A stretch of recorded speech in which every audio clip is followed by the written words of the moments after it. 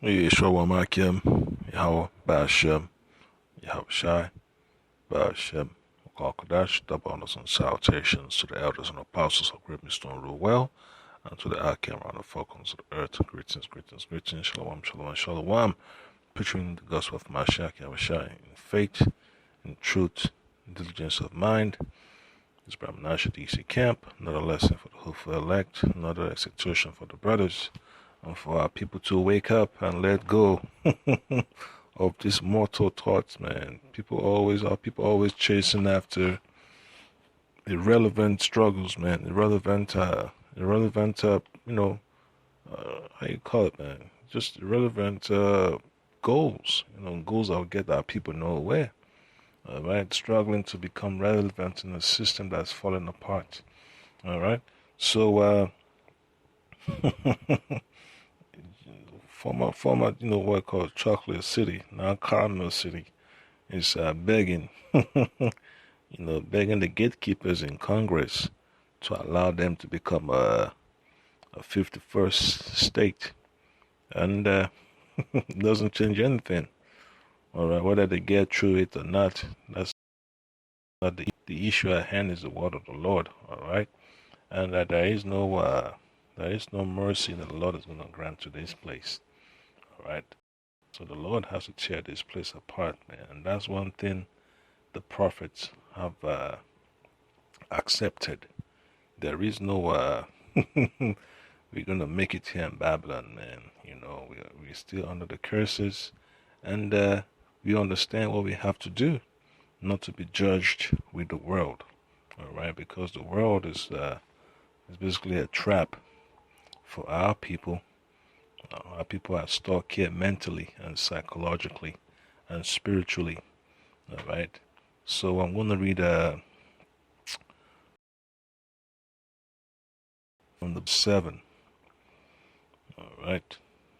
Because our people have drunk this Kool-Aid of Babylon for so long, and it's time that they wake up. Isaiah chapter 25 verse 7 says, and he will destroy in this mountain the face of the covering cast over all people, and the veil that is spread over all nations. All right. So all this talk about taxation without representation, all that is just it's not worth a debate, man.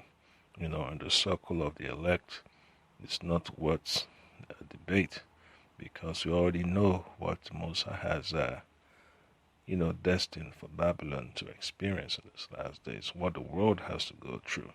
All right, so the Lord is calling out to our people to come out of Babylon and stop being entangled with this so-called struggle for democracy, struggle for representation. That's not what the Lord called us to do. We have to serve our captivity, hold on to the promises of the Lord, His laws, statutes, and commandments, and look unto Yahweh to deliver us. Okay? And then you get the scripture from the book of Hebrews, chapter 13, verse 14. It reads, For we have no, okay, for here we have no continuing city. Right? Hebrews chapter 13, verse 14. For here have we no continuing city, but we seek one to come. All right, and that's what we have to do. This place is not going to last any longer, and it's not the place the Lord wants us to be, all right, in the long term, because the Lord has already classified this place as a dump. The Most High called this place Sodom and Gomorrah. The Most High called this place Babylon, all right, the valley of the shadow of death. So why the hell do we want to hold on to what the Lord has condemned? Then verse 15 says, By him, therefore, let us offer the sacrifice of praise to Yahweh continually. That is the fruit of our lips, giving thanks to his name. All right. So what's the fruit of our lips? Our words, man. Our words should not be focused on arguing for statehood, man, arguing for voting rights, arguing for democracy, arguing for no discrimination, and arguing for equality and inclusivity. That's basically nonsense. All right. So we have to get out of that mindset. And when we tell our people that, they think, that they think we hate them, and we're trying to prevent them from progressing. All right. So another precept will be from the book of Baruch, chapter 5, verse 7. And it reads, "For the Most High had appointed that every high hill and banks of long continuance should be cast down, and valleys filled up, to make even the ground, that Israel may go safely in the glory of the Lord."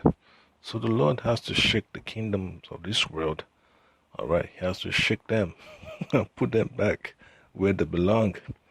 The Lord has to make a path for us to get out of our captivity. And now people need to let go, man. You need to stop being slaves, man. Stop having this Stockholm syndrome, man, and move on. All right, the time of our captivity is at an end, and we have to let it go. We have to let go of our captives, our captivity. People like to be, employees forever, man.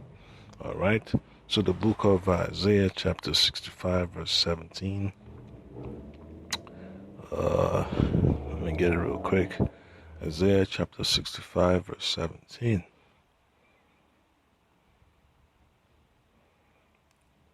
And it reads, "For behold, I create new heavens and a new earth, and the former shall not be remembered, nor come into mind." And that's exactly what the elect is praying for, man. That we are part of the new heaven, New Jerusalem, in the future that's coming.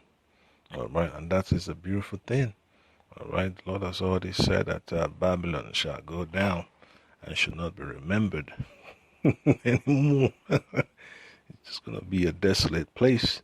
All right, and the elect have so much, to look forward to, and we're willing to give up what we have in this place and make ourselves a living sacrifice for what the Lord has promised unto us. The promises He made to our forefathers, Abraham, Isaac, and Jacob. We are holding on to that seriously. All right. So the book of 2 Peter, chapter 3. I'm going to read from 11 to 14. It says, Seeing then that all these things shall be dissolved, what manner of persons ought ye to be in all holy conversation and godliness? It's that clear. So all that protesting and carrying out placards and cold calling people for support and petitions and all that stuff is basically a waste of time, right? Then verse 12 says, "Looking for and hastening unto the day of the Lord," or unto the day of Yahweh Shemashai Ba'Shem Kwakodash. And that's the year we're in. All right, that's the year that the Apostle Tahar, proclaimed.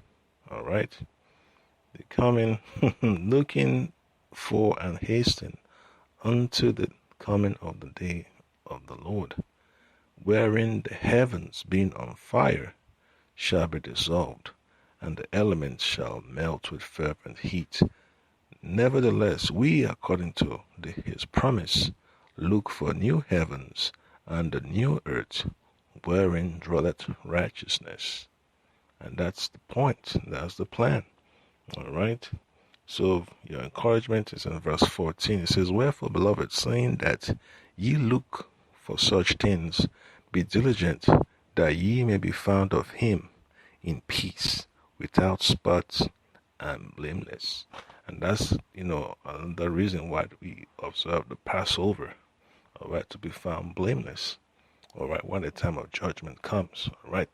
So that's the point that Akim, you have to let go of mortal thoughts, man, and don't get sucked in by all this debate for political progress, all right. Shalom.